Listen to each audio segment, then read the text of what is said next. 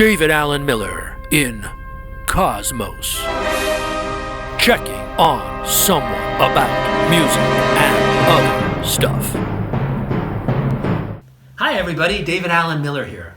Welcome to my new occasional series in which I check in on one of my good friends, in this case the great American composer Michael Torke. We recorded about a 30-minute interview, and you can find the whole thing by clicking on the link in the description below. But right now you can just check out this little excerpt in which Michael and I talk about the lessons we learned as young artists. I hope you enjoy it. Thanks for watching. Now at rehearsals, I go back, I talk to the horn section, I talk to the wind players, I say, tell me what feels uncomfortable. And just talking, for instance, to a French horn section. I think the year was 2002. I was working in Canada and with the National Ballet of Canada there. And the hornist took me aside and said, here's how you write for horn. You have to deal with these range issues and these breath issues. I mean, basic horn writing 101. And I kept thinking, I've been writing for the horn section for 15 years. And yet I didn't know how to do it until I talked to that guy. Well, it's good you got a Canadian horn player, because an American horn player would have been a lot less polite. But I'm sure the Canadian horn player was very gentle about the whole thing, right?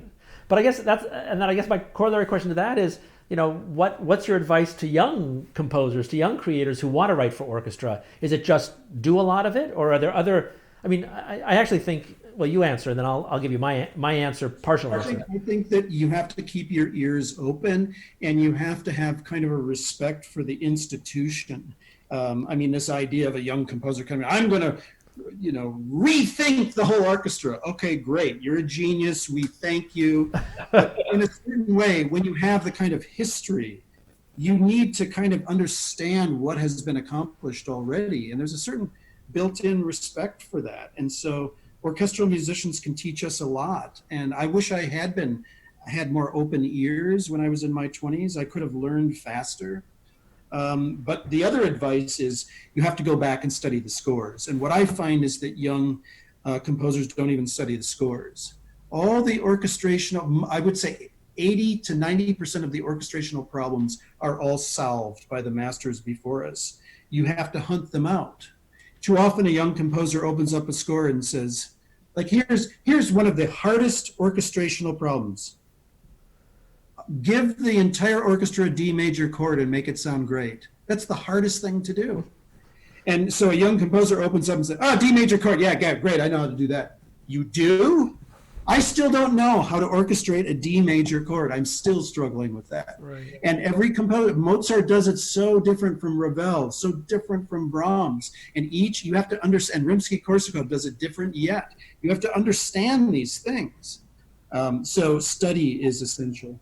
Yeah, I want to second from a conductorial perspective what you said about youth and an unwillingness or a shyness about asking questions or about showing what you don't know. Because I'll tell you, I had the exact same experience when I was about the same age. When I was 26, I won